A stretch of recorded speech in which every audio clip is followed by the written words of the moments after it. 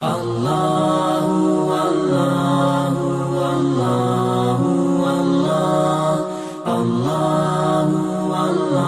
حضور نے زندگی کا خوبصورت زاویہ ہمیں عطا فرمایا کہ اللہ کے نزدیک جو محبوب ترین اعمال ہیں ان میں سے ایک عمل ہی ہے کسی مومن کے دل میں خوشی داخل کر دینا۔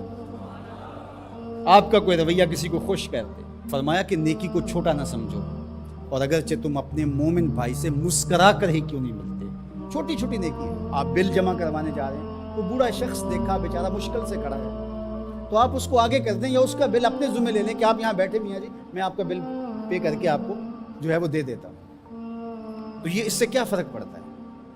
تو ہم نے ایک مائنڈ سیٹ رکھا ہے کہ یہ نہیں کہ اتنے نفل پڑھیں گے تو اتنا ثواب ہوگا، اس میں کوئی بات نہیں۔ دیگ تقسیم کریں گے تو اتنا ثواب ہوگا، اس میں کوئی حرج نہیں، ثواب ہوگا، بہت بڑی نیکی ہے۔ گرمی کی شدت ہے تو آپ پانی پیش کر دیں، سردی کی شدت ہے تو افضل پانی نہیں ہوگا، چائے پیش کرنا ہوگی، گرم چیز پیش کرنا، سوپ پیش کرنا زیادہ افضل ہو جائے گا۔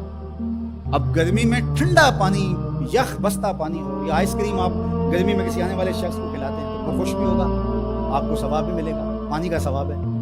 لیکن سردیوں میں ٹھٹرتا ہوا آئے اور آپ برف والا پانی اس کو پیش کریں تو کام تو وہی کیا جو گرمیوں نے کیا تھا، لیکن اب اس کا ثواب نہیں ہوگا کیونکہ اس کو خوشی نہیں ہوگی اور فائدہ نہیں ہوگا۔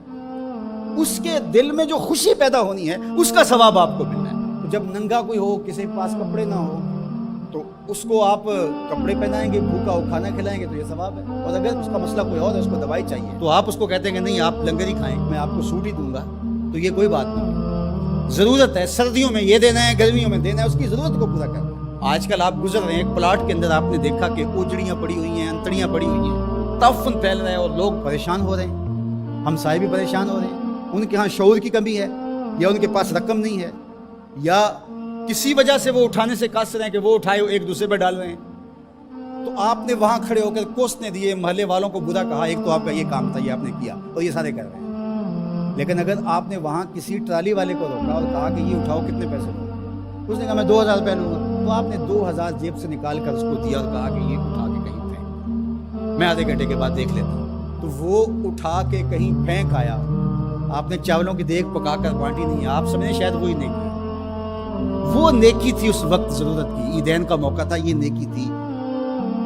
تو یہ چھوٹے چھوٹے بظاہر کام ہوتے ہیں جس سے لوگوں کو فائدہ ہو، اللہ کی مخلوق کو فائدہ پہنچے، لوگوں کو راحت پہنچے۔ میرا ایک ملنے والا دوست ہے، تو وہ ٹرین پہ جا رہا تھا، پشاوری چپل اس نے پہنی ہوئی تھی، تو وہ دروازے میں کھڑا تھا، تو اچانک وہ ڈھیلی ہوئی تو اس کی چپل گر گئی، تو اس نے جلدی جلدی دوسرا جوتا اتار کر کے پھینک دیا۔ اس نے کہا کہ یہ میرے کام تو نہیں آئے گا اور وہ جو اٹھائے گا اس کے کام بھی نہیں آئے گا، تو کم از کم یہ جذبہ تھا جس نے فوری فیصلہ کیا، یہ جذبہ تھا کسی کے کام آنا چاہیے، اس نے جلدی سے دوسرا جو ہے وہ پیش کر دیا۔ قیامت کے دن ایک شخص کا نامہ اعمال تلے گا تو ایک ہی نیکی کم ہوگی، اگر ایک نیکی مل جاتی ہے تو پڑھلا نیکیوں والا بھاری ہوگا، فرمایا جائے گا جاؤ کوئی دوسری نیکی لے آؤ۔ اب جس سے مانگے گا وہ کہے گا میں کیوں دوں، میں تو خود پھنسا ہوا ہوں۔ یوم یفر المرء من اخیہ وامہ وابیہ، ماں بھی بھاگے گی، بیٹا بھائی اپنی پڑی ہوگی، سب بیچارہ پریشان گھوم رہا ہوگا۔ ایک شخص پوچھے گا کیوں پریشان ہو، تو کہے گا کہ نامہ اعمال میں مجھے صرف ایک نیکی چاہیے، اور کاش دنیا پر اتنا وقت تھا کر لیتا، لیکن وہاں تو کر نہیں سکا اور آج کوئی دے نہیں رہا۔ اس نے کہا میرے پاس ایک ہی نیکی ہے، تو مجھے تو کچھ اس سے ملے گا نہیں، تو چل میں تجھے دان کرتا ہوں۔ تو وہ لا کے پلڑے میں رکھے گا تو پلڑا بھاری ہو جائے گا، تو آواز آئے گی کہ یہ کس نے تیرے پہ دان کیا؟ کہا ایک بندہ ملا، اس کے پاس ایک ہی نیکی تھی، اس نے وہ بھی دے دی۔